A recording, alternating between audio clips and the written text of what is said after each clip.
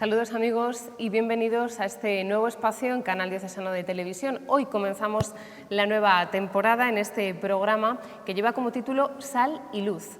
Sal y Luz, que es el título de la carta pastoral del señor arzobispo de Toledo, que nos entregaba el pasado 19 de septiembre. Y lo hacía aquí, en este espacio, en el Salón de Actos del Seminario Mayor San Ildefonso de Toledo. Un título que va a dar nombre a nuestro programa, al programa que compartiremos cada lunes con todos ustedes a partir de las 10 de la noche, donde les daremos más detalles de todas las actividades y de todos los proyectos de este curso pastoral, sin perder de vista también uno de los acontecimientos más importantes, que es el Año Santo Jubilar Guadalupense. Y para hablar de la carta pastoral hemos querido estar aquí con el señor arzobispo de Toledo, don Francisco Cerro Chaves. Don Francisco, ¿qué tal? Bienvenido. Muchas gracias, encantado. Bueno, luego en la segunda parte del programa decir que hablaremos con don Melchor Sánchez de Toca, que es el responsable de los temas de reflexión que ha escrito para este curso pastoral, pero vamos a presentar su carta pastoral, si le parece, una carta que ya era presentada en la jornada de inicio de curso. Vamos a hablar también de este curso pastoral. Sal y Luz. A mí me parece muy interesante y muy importante lo que decía al inicio de la presentación de la carta, y es que es una carta pastoral, pero ajustada a los tiempos que estamos viviendo, claro, y teniendo muy presente este tiempo de pandemia que nos ha tocado vivir, ¿no? Claro, la carta pastoral se engloba dentro de iluminar, ayudar a vivir el plan pastoral, que es un texto de San Mateo. Vosotros sois la sal de la tierra, vosotros sois la luz del mundo, por eso el título Sal y Luz.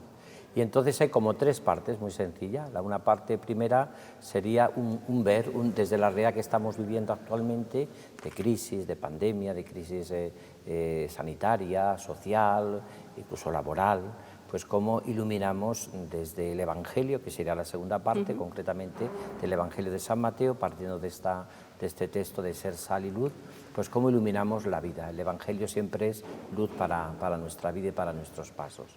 Y tercero, pues cuáles serían los cuatro grandes subrayados, muy sencillos, pero creo que muy de aterrizar, ¿no? Es decir, que el avión aterrice en cierta manera, no solamente nos quedemos con un ver, con una realidad, no solamente la ilumine, por supuesto, el Evangelio, que tiene que iluminar toda nuestra vida, sino hay cuatro puntos que son tan sencillos como los pobres, Guadalupe, como ha dicho muy bien, la jubilea de Guadalupe, la formación, que también nos parece que es interesantísima y que yo creo que puede ayudarnos muchísimo en estos momentos, y también todo lo que podríamos llamar relacionado con la formación, relacionado con todo aquello que es para mí creo que es clave. Creo que ha salido todo, los pobres fundamentalmente, sí, que ahí se habla de Cáritas, de toda la realidad. Después estaría el tema de la formación, segundo, formación, porque creo que después estaría Guadalupe. También me parece que es fundamental, y yo no sé si sale alguna cosa más. La Escuela de Oración. La Escuela Diocesana de Oración, exactamente, que va a ser precisamente en el canal diocesano, sí, y que voy a llevar todos los sábados, y que está dentro de la Delegación de Espiritualidad, que ha estado recientemente creada por un servidor, y que significa ayudar a darle alma a este plan pastoral. Sin vida de oración, sin relación con el Señor, sin interioridad, no hay alma a este plan pastoral. Bueno, un plan pastoral que comienza ya su último programa anual, estamos en el 9º programa anual, y antes de profundizar en su carta pastoral, a mí me gustaría destacar algo que bueno, pues que es uno de los objetivos de este curso, pero que a usted yo ya le he oído en un par de ocasiones, ¿no?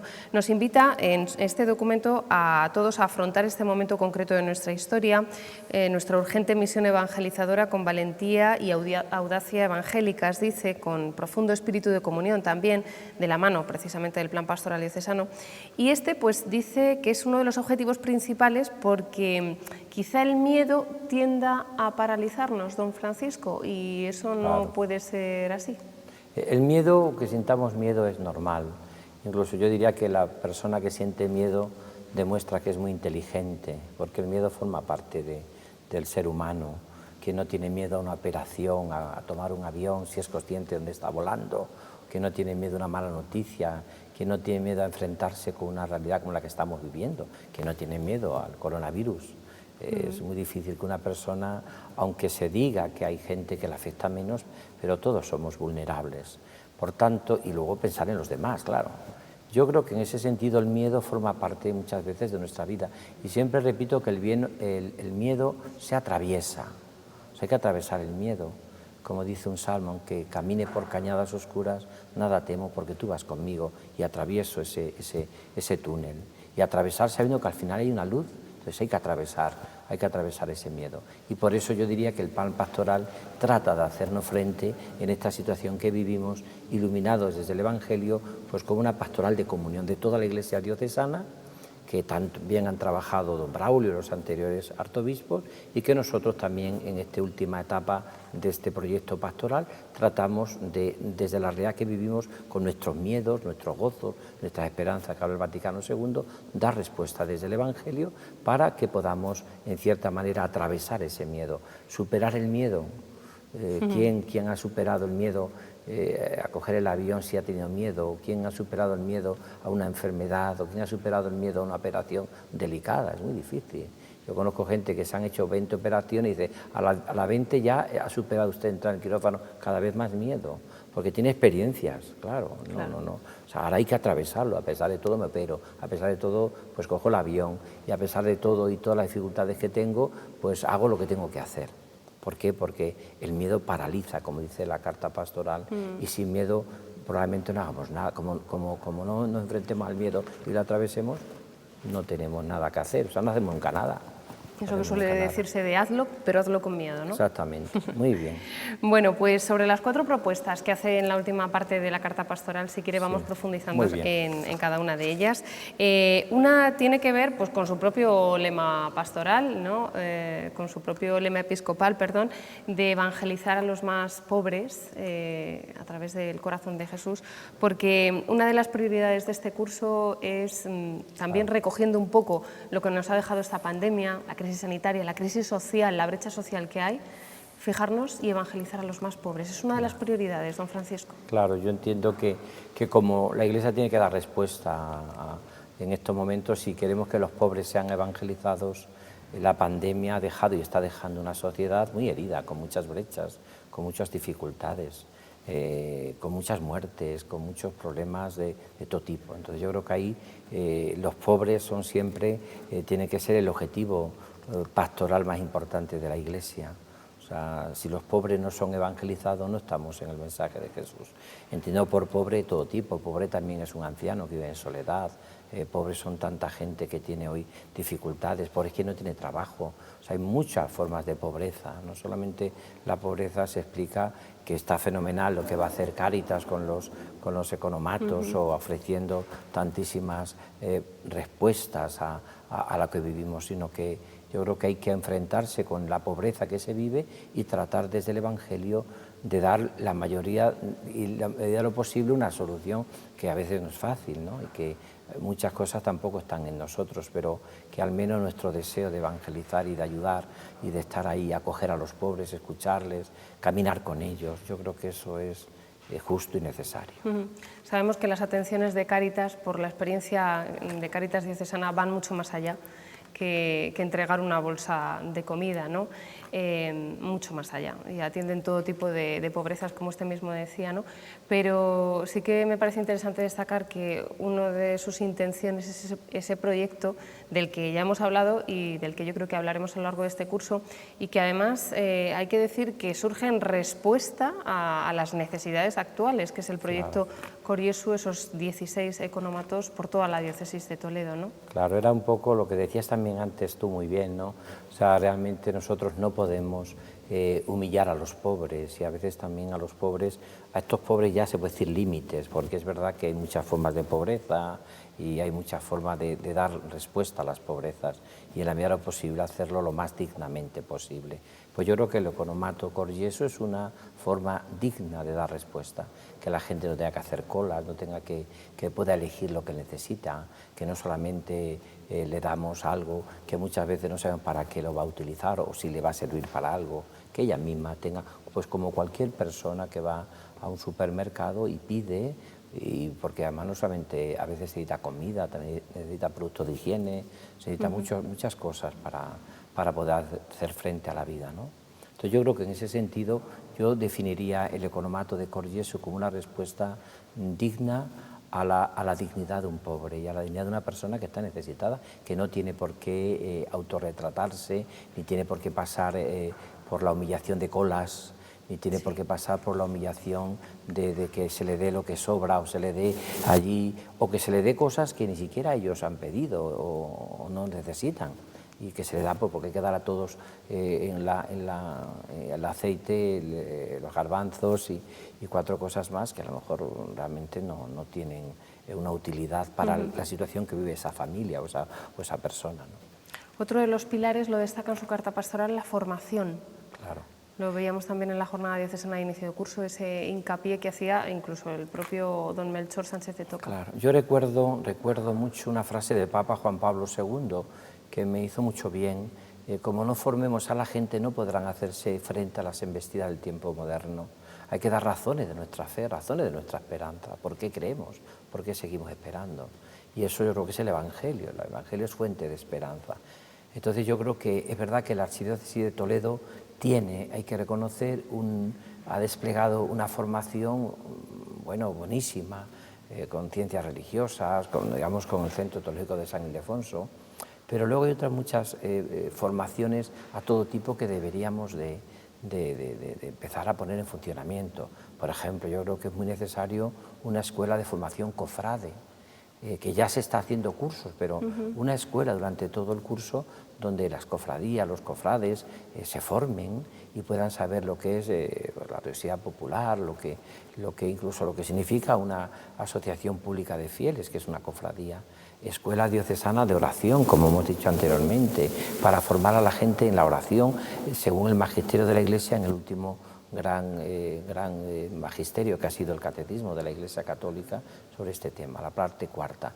Pero digo también formar en doctrina social de la Iglesia, que tendría que haber quizás una escuela de doctrina social de la Iglesia, porque en la línea del Papa Francisco, que decías antes, para que no creamos que lo único que hace la Iglesia es caridad en un sentido casi de beneficencia, sino que hay una lucha por la doctrina social de la Iglesia, porque hay un servicio a la humanidad que se necesita cada vez más.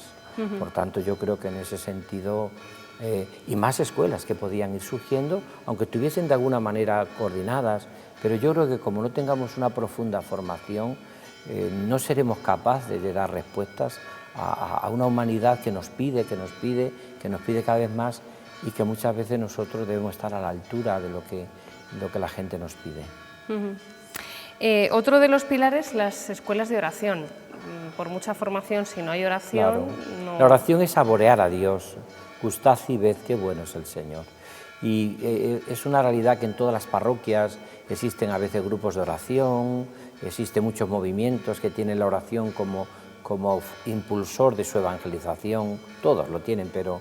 Entonces yo creo que la escuela diocesana, a través de si Dios quiere, de la televisión diocesana, puede ser un gran servicio, porque podemos llegar a todo, monasterios de clausura, podemos llegar a parroquias, a los más alejados, podemos llegar a gente que está en su casa, ahora mismo en este momento de confinamiento, que puede durar mucho tiempo, por lo menos de estar en casa, la gente que le cuesta salir, pues también es una manera de alimentar y de ayudarles en la oración. Entonces el Catecismo de la Iglesia Católica desarrolla una introducción a la oración, por cierto, muy hermosa, y luego también una profundización en la oración. Orar es la respiración de la esperanza y del alma. Cuando una persona tiene contacto con el Señor, pues automáticamente respira la esperanza, porque ve las cosas desde los ojos de Dios. El tema es que muchas veces cuando lo vemos desde nuestros propios ojos, tenemos el peligro de hundirnos, de desanimarnos, de creer que no hay solución. Entonces esto es el deseo de la Escuela Diocesana de Oración, que se hará incluso una matrícula, y que después de 2 años, si Dios quiere, cada sábado, comenzaremos en torno a Santa Teresa de Jesús, que es la gran mística y la gran altura, una mujer que además dijo como nadie, como sabe Dios, hasta Pentecostés, que precisamente es lo que resalta nuestro plan diocesano, con esta imagen tan hermosísima de Pentecostés. Pues hasta ahí durará 2 años, y en estos 2 años, al terminar, el arzobispo entregará personalmente a cada persona que haya hecho esta escuela, pues un diploma como signo de que ha participado durante este tiempo en esta escuela de iniciación y de profundización en la oración. Escuela de oración, formación, evangelizar a los más pobres, a los más vulnerables, y el año santo jubilar de Guadalupe. Claro, otro de los pilares fundamentales de este curso. Claro, cada vez que cae Guadalupe el domingo, la fiesta litúrgica, que no es el 8 es cuando Guadalupe es la patrona de Extremadura, la fiesta litúrgica es el 6 de septiembre. El 6 de septiembre, cuando cae en domingo, es año jubilar, algo parecido a lo que pasa con el Jacobeo, con el año de compostelano, ¿no? Con el jubileo de Santiago de Compostela. Entonces, este año hemos potenciado este jubileo que se ha introducido en el plan pastoral porque la idea de diálogo, de peregrinación, de acercarse, de hospital de campaña, de estar heridos. Casa de sanación. De sanación. Hay que reconocer que todos estos lugares, los santuarios, son auténticamente respiración de la esperanza. La gente va, la gente se encuentra, la gente alienta la esperanza y es consciente de su vida de reconciliarse con Dios, se reconcilia con Dios, con los hermanos. Yo creo que, y me consta de que está resultando muy bien, o sea, está resultando estos primeros meses, va muchísima gente, está acudiendo, eso sí, con todas las precauciones sanitarias y no yendo grandes masivas, porque eso las queremos dejar para ver cuando, si ya un poco se va poco a poco solucionando este tema, pero nos consta de que yo he visto hace poco, que he ido muchas veces, voy a veces hasta 2 y 3 veces por semana, he visto cantidad de familias con 8 o 10 caminando por los caminos, por distintos sitios. Dice uno qué hermoso es, y llegan allí, entran por la puerta santa y se reconcilian y participan en la Eucaristía y se consuelan con la morenita de las Villuercas, ¿no? Que es tan necesario hoy, ese consuelo. Desde luego. En medio del sufrimiento, es verdad. Bueno, en su carta pastoral también hace mención a esa visita que hacía San Juan Pablo II aquí en el año 1982, donde destacaba el papel fundamental de los laicos, y así lo expresa también en su carta pastoral. Dice que tenemos pues ahora mismo una misión urgente y apremiante, ¿no?, por toda la situación que estamos viviendo. El Papa Juan Pablo II y también los obispos españoles, en un famoso documento, decían, creo que el documento era cristianos, laicos en la Iglesia, cristianos en el mundo, me acuerdo de los obispos españoles, que es un documento, el CLIN, famoso, dice algo que me parece que es bastante luminoso, y es que o los laicos se implican en la evangelización, en la nueva evangelización, o no se hará. O no se hará. Probablemente, como no estén muy implicados los laicos en la nueva evangelización, en transformar el mundo, probablemente no llegaremos muy lejos. ¿Por qué? Porque necesitamos, como necesitan también los laicos a los sacerdotes, o necesita también la vida consagrada. Por tanto, yo creo que los laicos es más necesario que nunca, porque el laicado sobre todo tiene los aspectos que dice el Vaticano II, que son los que más se necesita actualmente permear, o sea, llenarlos de evangelio, como es el mundo de la cultura, el mundo de lo social, el mundo político, el mundo de la familia, que se trató tantísimo el año pasado y que tanto fruto ha dado en el plan pastoral, toda la familia que necesita ser valorada, potenciada. Pues todo eso yo creo que está, y es una labor fuerte de los laicos. Los laicos tienen que estar en el mundo del trabajo, tienen que estar en el mundo social. Ser sal y luz, ¿no? Claro, sal y luz, que dice sal y luz, claro. Como dice la propia Y eso yo creo carta que es un poco, y vuelvo a repetir, yo creo que Juan Pablo II, que dice ese memorable discurso el 4 de noviembre en Guadalupe, que por cierto habla de los migrantes, de todos, dedica a los emigrantes, dedica a todo. Claro, Extremadura era en esos momentos y todavía lo sigue siendo, hay muchísimos que tienen que marcharse porque no tienen trabajo ni tienen con qué vivir, ¿no?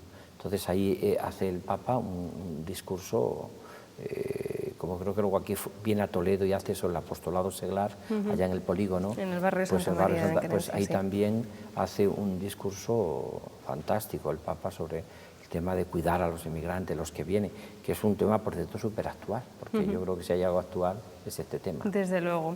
Bueno, comienza el curso pastoral, comenzó el pasado 19 de septiembre en nuestra diócesis de Toledo, y es un curso, bueno, pues en el que las distintas vicarías, delegaciones y secretariados se ponen en marcha, con la novedad de que este año contamos, bueno, con 2 vicarías más, la de Asuntos Económicos y la de Religiosidad. No, sí. la de Vida Consagrada, perdón. Sí, vamos. Sí, y luego 2 delegaciones nuevas, que Claro. creo que también van a tener mucho peso y de las que me gustaría que me hablase a lo largo del curso pastoral, ¿no? Claro. Una de ellas dedicada a la espiritualidad, eso sí, delegación de espiritualidad, y otra para el cuidado de la creación. ¿Por qué? Pues yo creo que son como los 2 pulmones con los cuales hoy respira la evangelización, pienso, o gran parte de la evangelización, La espiritualidad y el cuidado de la tierra también es la relación con Cristo, que también nos enseña fundamentalmente a vivir esa intimidad, esa unión con el Señor. Pero también necesitamos cuidar la tierra, esta casa habitable, necesitamos cuidar todos los aspectos en los cuales el mundo está implicado y que fíjate si ha afectado a toda la creación, a toda la humanidad, la pandemia que hemos vivido, de muertes, de enfermedades, de problemas sanitarios. Yo creo que hay que procurar por todos los medios el cuidado de la casa común, el cuidado de la tierra. Por eso he nombrado a Luis, que es un laico, un hombre muy preparado, pero que es laico porque me parece que en estos campos tiene que haber también en las delegaciones episcopales laicos, hombres y mujeres, que sean capaces también de ayudarnos a la reflexión. Y porque yo creo que es uno de los grandes panoramas o de los grandes subrayados del Papa Francisco en su primera encíclica, la segunda encíclica, pero prácticamente fue la primera, ¿no? Laudato Si, que lo explicaba, que vamos a explicarla, sí, vamos a profundizar, es como programático en el pontificado del Papa Francisco. Él está muy preocupado por el cuidado de la tierra, está muy preocupado porque además tiene una idea teológica de fondo que es preciosa, y es que el creador es el mismo que el redentor, y el redentor es el mismo que el creador, claro. No hay, es lo mismo, ¿no? Yo me acuerdo que me hacía un periodista una pregunta en Cáceres. Hombre, el Papa cuando sacó esta famosa encíclica sobre la creación, Laudato Si, dice, claro, el Papa demuestra que es un hombre muy abierto, muy social. Usted, digo, sí, bien, pero también demuestra que es jesuita. Que es jesuita. Los jesuitas tienen en sus ejercicios espirituales un principio y fundamento que empiezan explicando los ejercicios como solidez, que dice que el hombre es creado para alabar, reverenciar y servir a Dios, y sirviendo a Dios salvar su ánima. Pero habla de que el hombre es creado. Y eso es un poco lo que hay que empezar a descubrir en la catequesis los niños, ¿no? Porque si no van a pensar que el agua viene del grifo, ¿no?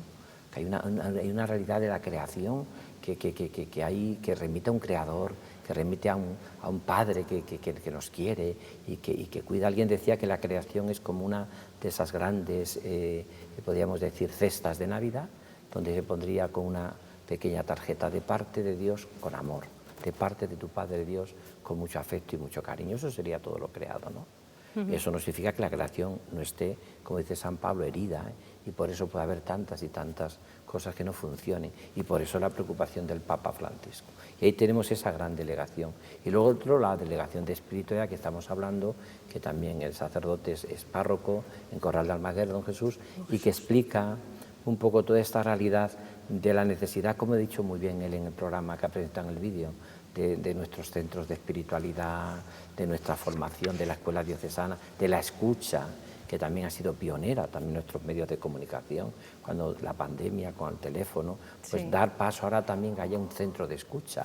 Centro de escucha, ojalá sea San Camilo, que ha sido pioneros en todo el mundo, pues de que también hay una terapia y hay una manera de ayudar a las personas acompañándole en sus duelos, en sus procesos de sufrimiento, que también la Iglesia no puede estar al margen. También son pobres de nuestro tiempo, las personas que viven insertas en su profunda soledad. Bueno, ya por último, ha comenzado el curso pastoral y me gustaría pues, que nos alentase a vivir, a participar de este curso pastoral, teniendo en cuenta algo que usted también repite, y es que, como decía San Agustín, no hay tiempos ni buenos ni malos, son los tiempos que nos ha tocado vivir, y que, bueno, pues aunque, por ejemplo, las jornadas no se puedan hacer tan multitudinarias como las veníamos celebrando años anteriores, los encuentros tengan que ser online, pero sin duda alguna tenemos que dar una respuesta y tenemos que estar ahí. Yo creo que lo que se ha dicho constantemente sigue siendo válido. Hay que respetar la normativa sanitaria escrupulosamente, porque somos solidarios y no podemos colaborar nosotros al mal. Por lo tanto, tenemos que ser muy serios y muy responsables. Y segundo, partiendo de aquí, cumplir con nuestra obligación como pastores, como laicos, como vida consagrada, y el plan pastoral se ha convocado igual, con la misma normalidad que todo, que tenemos que utilizar otros medios, que en vez de haber 700 personas, tiene que haber 50 o tiene que haber lo que se vaya viendo la normativa sanitaria, nosotros, pero hay que seguir trabajando. O sea, la situación que vivimos es para la creatividad, pero no para cruzarse de brazos. Y luego, incluso esto es un bien que hacemos a la sociedad, porque el mundo no puede vivir sin una experiencia de Dios, una experiencia hasta lo necesitamos para saciar nuestra sed de amor, de relaciones humanas. La Iglesia siempre ha sido un ámbito de relacionarse, de encontrarse, y todo eso lo va necesitando cada vez más la sociedad, y no digamos en la situación que vivimos. Por tanto, yo apuesto por este plan, que cada uno, los religiosos, la vida consagrada, los laicos, los pastores, pues trabajemos juntos y hagamos todo lo que tenemos que seguir haciendo. Que tenemos los aforos de las iglesias a un 50%, pues un 50%, haremos más misas. Que tenemos el aforo a un 75%, pues lo haremos. Que convocamos a una reunión y nos dicen que tienen que ser 10, pues hacemos 2 o 3 reuniones con los catequesis. Que nos dicen que tenemos que utilizar con los niños en la catequesis el mismo plan que se está haciendo con los colegios por motivos de seguridad, pues se hace. O sea, yo entiendo pero hay que hacer, hay que trabajar. No estamos exentos, incluso por el bien de la sociedad. Una sociedad que se separa es muy peligroso eso. Desde luego. Bueno, nosotros seguiremos viéndole a través de Canal Diocesano de Televisión en esa propuesta que nos va a llegar cada sábado, Escuela de Oración, y que bueno, yo creo que también ha servido para conocerle un poco mejor, me va a permitir, porque usted recién llegado aquí a esta diócesis, tal que el 29 de febrero toma posesión y el 13 de marzo ya se declara el estado de alarma. Con lo cual, bueno, pues sí que es verdad que mucha gente a través de la televisión, con sus meditaciones en Cuaresma, Rosario, las misas, la gente te lo dice, pero en todos sitios. Sí. Siempre que termino la Eucaristía se acerca un grupito de personas, incluso jóvenes, ay lo que nos ha ayudado, ay lo que nos ha gustado verle en la televisión diocesana, ay lo que le hemos escuchado, y la gente Para mí ha sido un gran servicio, porque es verdad que yo empiezo el confinamiento enseguida, le he hecho muy estricto, porque incluso cuando tengo que salir a la Eucaristía, prácticamente como la catedral la tengo al lado, prácticamente casi no había que salir a la calle, entonces quiere decir que ha sido todo muy estricto. He vivido el confinamiento, pues como creo que lo hemos vivido la mayoría, con mucha responsabilidad. Con responsabilidad, ¿verdad? Entonces yo creo que ha sido, y entonces la gente a mí me conoce muchísimo, o sea, todo el mundo, pero toda la gente, además es curioso, esto esté más delgado de gela, esto esté más gordo, esto esté más... televisión, que gorda. La gente te dice así, pues, oye, pues usted es más simpático, oye, pues, o sea, que la gente se ve que tenía una cita semanal. Ha entrado en sus casas de alguna manera, ¿verdad que Entonces yo agradezco mucho eso a la televisión diocesana, que hace una labor fantástica, y también a Radio Santa María, que son realmente 2 instrumentos que yo creo que han venido ya para quedarse. Aquí fuimos pioneros y profetas, pero hay que quedarse, porque es que nos lo impone hasta la realidad que vivimos. Sin duda ahora Esperemos que no haya ningún confinamiento. Esperemos que no lo haya, porque sería tremendo. Pero aunque no lo haya, yo estoy viendo por ejemplo, la cantidad de reuniones que tenemos. Fíjate hoy mismo, o cuando tienes cualquier realidad que tienes, la cantidad de personas, cuando vas a una misa, que te sigue por redes sociales, que te sigue por la televisión. Eso es una cosa, pero en cualquier momento, una reunión que tienes, pues luego te mandan, le he visto tal. O sea, la televisión, la radio, las redes sociales dan un alcance a lo que dices. Y una cercanía, ¿verdad? Que no puede uno ni imaginarlo. Sí. Bueno, pues seguimos viéndole aquí en esta casa. Muchísimas gracias a ti, muchas gracias. Nosotros dejamos aquí esta primera parte del programa y luego enseguida volvemos para hablar con el sacerdote responsable de los temas de reflexión, don Melchor Sánchez de Toca.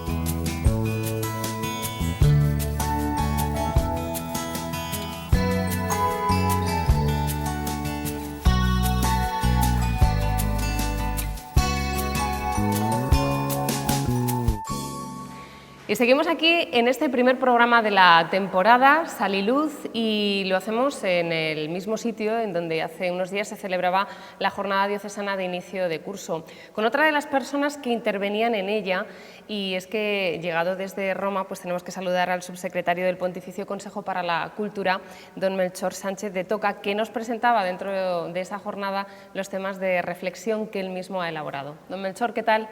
Muy bien. Encantado de estar en nuestro canal diocesano. Bueno, pues 3 temas de reflexión. Este año usted ha preparado este material que luego poco a poco en las distintas comunidades de nuestra diócesis vamos abordando, teniendo como marco de referencia, por supuesto, el tema del Plan Pastoral Diocesano, que es la comunicación y el diálogo con Dios y con el mundo. ¿Cuál es partiendo de este tema, de qué nos hablan los temas de reflexión? Porque en su intervención el otro día profundizó en todo lo que tiene que ver con la cultura. Sí, en mi exposición, cuando estuve en la presentación del plan, traté de introducir un concepto que es a veces difícil de aferrar, pero en el que estamos como sumergidos, que es la cultura. Vivimos en una cultura que es como la atmósfera, el medio ambiente que estamos respirando. Es un medio ambiente hecho de valores, de criterios, de respuestas casi automáticas, de imágenes, de símbolos, algunos de los cuales son una ayuda para la vida de fe y otros son un obstáculo. En la medida en que este medio ambiente sea más tóxico, dificulta más la vida de la fe, y hay algunos ambientes sumamente tóxicos. En la medida en que esté más purificado, ayuda más a la vida de la fe. Lo que quise recordar es, siguiendo las indicaciones del Concilio Vaticano II, es que la cultura es también un campo de evangelización. No parece una urgencia. Lo que ocurre es que cuando vamos aparcando estos temas que son importantes, aunque no urgentes, cuando se convierten en una urgencia, no estamos preparados. Y esto es un poco lo que nos ha pasado. Esto es un poco de lo que nos hablan sus temas de reflexión, porque en otro momento de su intervención usted hablaba de la necesidad de evangelizar la cultura, lo acaba de decir, ¿no? ¿Esto se puede, se debe hacer?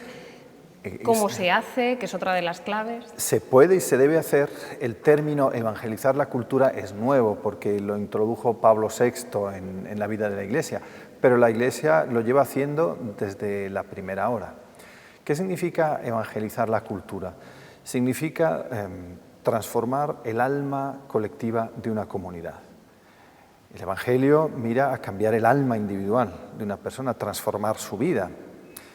La evangelización de la cultura mira, apunta a transformar el alma de una comunidad. El alma, es decir, todo este conjunto de realidades tangibles, monumentos, edificios, cuadros, música, e intangibles, creencias, ritos, costumbres, la gastronomía, en los que se reconoce y que le dan una identidad. Y la Iglesia, a lo largo de los siglos, ha ido dando lugar a una cultura cristiana. Esta cultura se ha ido alejando de su fuente y es lo que vemos, se ha convertido en una cultura post-cristiana que conserva todavía muchos valores cristianos y que queremos reevangelizar simplemente, dando lugar a nuevas expresiones, nuevas formas artísticas, nuevas costumbres. Porque nosotros los cristianos podemos vivir nuestra fe al margen de la cultura. No, lo mismo que uno no puede vivir al margen de la atmósfera en la que vive, a menos que viva en una escafandra, pero eso lo convierte a uno en un marciano. Sí, siempre hay personajes que viven completamente fuera del mundo. Nosotros vivimos, como dice Jesús, en el mundo sin ser del mundo. Compartimos con nuestros vecinos y con gente que no cree muchos de los valores y de las costumbres y de los ritos y de las prácticas. Esto ha sido siempre así. Era para los primeros cristianos en aquel mundo romano. Por una parte eran vistos como una minoría extraña, pero al mismo tiempo vivían en las mismas ciudades, compartían los mismos usos. Un cristiano anónimo, en una carta muy famosa del siglo II, escrita a su amigo Diogneto, le dice: los cristianos no se distinguen de los demás hombres ni por la lengua, ni por el vestido, ni por sus costumbres, viven en las mismas ciudades, comparten la mesa, pero no el lecho. Es decir, vivían en el mismo Y al mismo tiempo eran un fermento y una presencia diversa. Pero usted en su intervención decía que los cristianos siempre hemos sido contraculturales. No es por ponerme apocalíptica, que también nombraba a Umberto Eco en su intervención, pero siempre lo vamos a tener difícil, siempre lo hemos tenido difícil para, digamos, evangelizar esa cultura. Ahora lo tenemos peor, es más complicado. No, no es peor que en otros siglos. Es cierto que hay indicadores objetivos que son mucho peores que en otros tiempos. El cardenal Newman decía que la causa de Cristo agoniza siempre, está siempre agonizando, estamos siempre contra las cuerdas. Eso ha sido siempre y será así. Es cierto que vivimos en un contexto muy fuertemente secularizado. Los indicadores religiosos tradicionales, número de bautizos, número de matrimonios canónicos, número de personas que en las encuestas de población se autoidentifican como católicos, número de practicantes de la misa dominical, caen en picado. Sobre todo en los jóvenes. En las personas mayores se mantiene un poco, pero en los jóvenes cae en picado. Y esta es una situación relativamente nueva. Es el surgimiento de lo que se llaman en inglés los nones, que no son nada, no son creyentes, no son religiosos. Y sin embargo estos mismos, en las encuestas, también expresan sentimientos religiosos, dicen que rezan, que a nosotros nos parece incongruente, ¿no? El deseo religioso sigue estando presente muy fuerte porque es la necesidad de Dios. Lo que pasa es que se orienta de manera diferente. Me pareció muy interesante cuando en un momento de su intervención señalaba que, por ejemplo, ante la New Age o las, bueno, pues todas estas corrientes, ¿no?, de meditación, el yoga y demás, que lo que viene a expresar es un deseo y un anhelo de Dios muy fuerte. Y en otro momento insistía en que todo aquello que parece que ataca a la Iglesia o que va en contra de ella, de ahí demuestra y muestra lo mismo, ¿no?, ese anhelo y ese deseo de Dios, y que debemos los cristianos ser astutos y aprovechar eso. Sí, a veces las apariencias engañan y detrás de una actitud aparentemente hostil, en el fondo lo que hay es una gran sed de Dios. Lo que pasa es que hace falta mucho discernimiento y para quitar estas capas externas y llegar hasta el corazón. A veces hay ateos que tienen más fe que muchos cristianos. Su odio contra Dios está revelando casi una fe más fuerte en la existencia de Dios que la de muchos cristianos tibios. Por otra parte, y esto es objeto del tercero de los temas de reflexión, la espiritualidad. Creo que nuestra época lo que nos recuerda es algo que decía un gran teólogo del siglo XX, el teólogo Karl Rahner, decía: el siglo XXI, el cristianismo del siglo XXI será un cristianismo místico o dejará de existir. Místico en el sentido de una vivencia profunda y personal de la religión.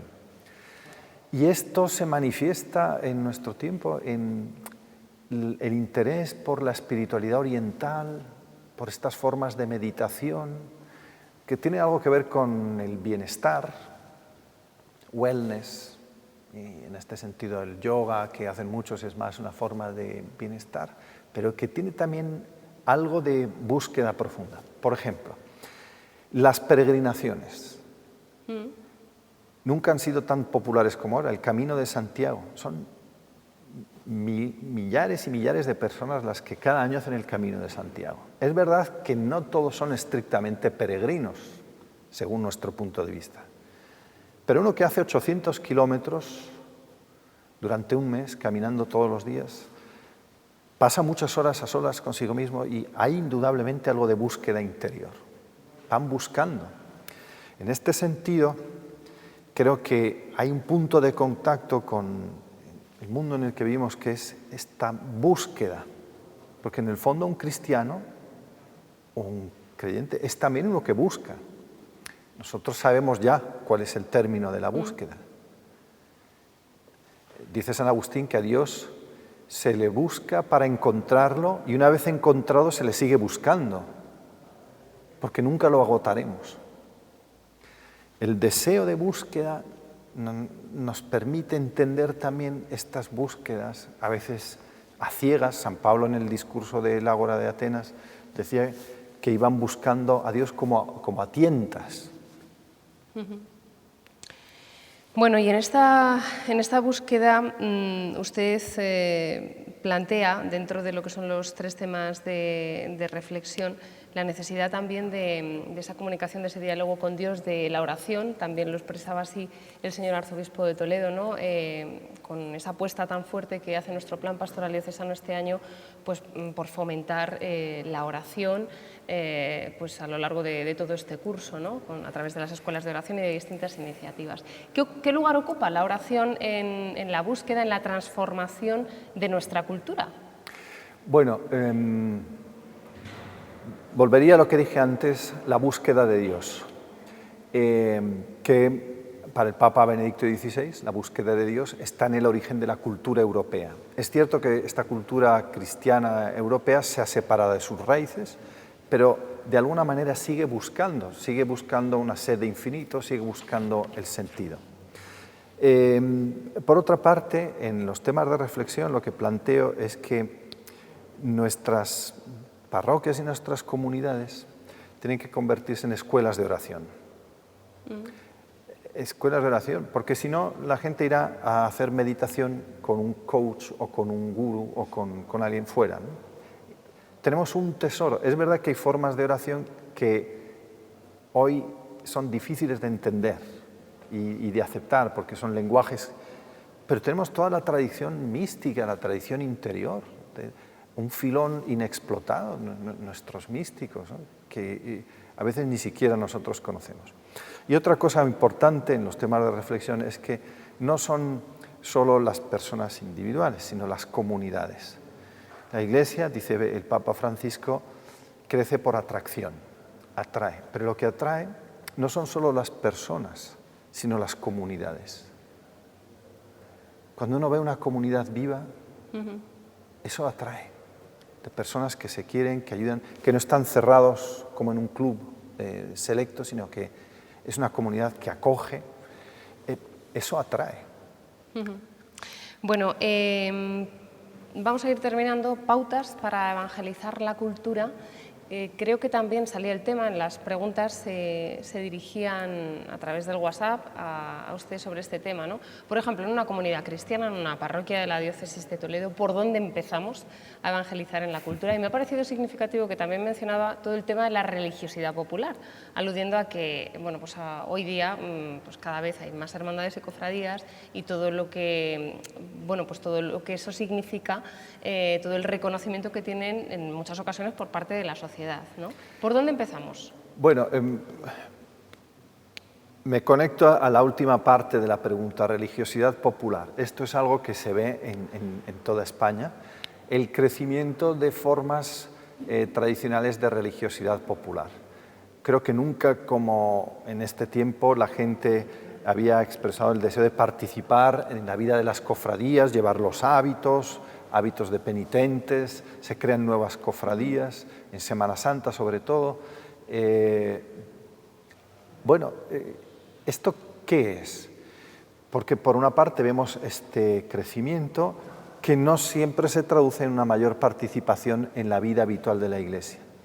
Mucha gente incluso lo ve como algo separado o distinto. Mi Cristo o mi Virgen es mi Virgen, ¿no? Y la Iglesia es otra cosa. Porque sienten como propio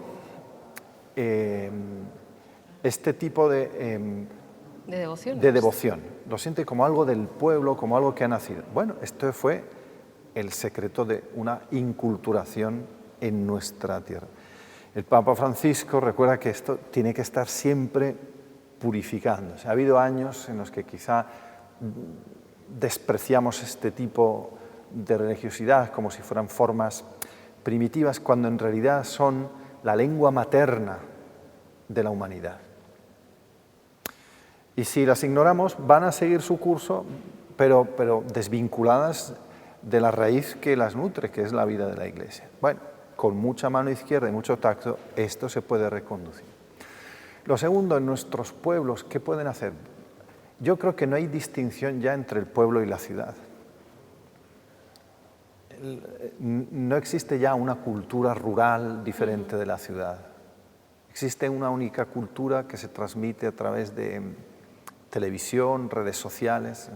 Los fenómenos que se dan en la ciudad se dan en los pueblos también. Que unifica, diríamos. Unifica, sí, bueno, las personas mayores quizá todavía mantienen costumbres que van desapareciendo. Pautas para una evangelización de la cultura. Bueno, no hay recetas, ¿no? Si hubiera recetas para evangelizar, pues no habría ateos, ¿no? No hay recetas.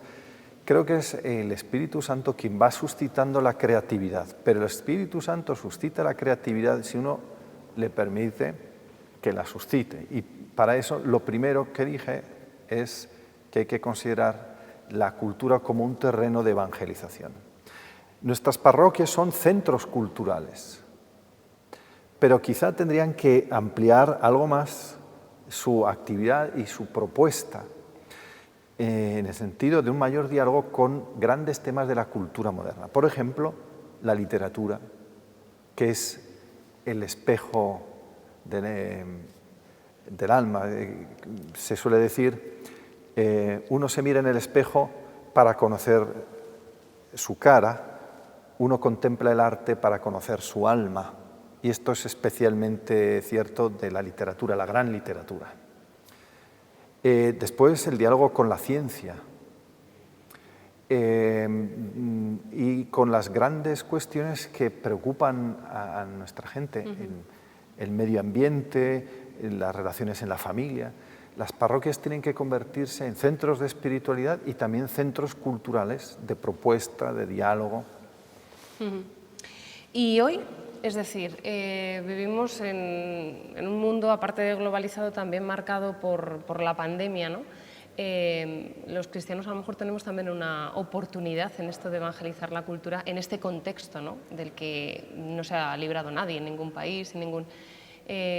¿Usted cómo ve esa oportunidad de cara a la evangelización de los demás? Pues como lo han visto los grandes misioneros, cada situación nueva era un desafío que estimulaba la creatividad. En cada lugar los grandes misioneros, los grandes santos son los que han sido capaces de encontrar fórmulas que han conectado con el alma del pueblo y han permanecido después en el tiempo. Un ejemplo muy sencillo, San Francisco de Asís, para revitalizar la vida cristiana, propone mirar a Cristo niño pobre y a Cristo en la cruz, la predicación de los franciscanos. Cristo niño, ¿cómo? ¿Se inventa el Belén? ¿El Belén está en todas las casas? Estaba, sigue siendo todavía parte de nuestra vida. Bueno, esto lo han hecho los santos. Pandemia, estamos encerrados, como los discípulos en el cenáculo. Irrumpe el Espíritu Santo. Ha habido para muchas familias una verdadera regeneración durante la pandemia. Se han convertido en iglesias domésticas, algo que normalmente no sucedía. Se ha desarrollado enormemente la creatividad de muchos sacerdotes, de muchos apóstoles laicos, haciendo llegar a las casas el mensaje. Muchas familias me dicen que durante la pandemia todos los días seguían la misa y el rosario a través de televisión o de Zoom, algo que normalmente no hacían. Hay que ser... Y cada nueva circunstancia es una nueva oportunidad. Bueno, pues tomamos nota de todo esto, le seguimos en los temas de reflexión que ha preparado para este nuevo curso, don Melchor, y le agradecemos que haya compartido con nosotros este momento. Muchísimas gracias. Gracias a ustedes. Y a ustedes, gracias por su atención y el lunes que viene volvemos. Les espero aquí en Sal y Luz.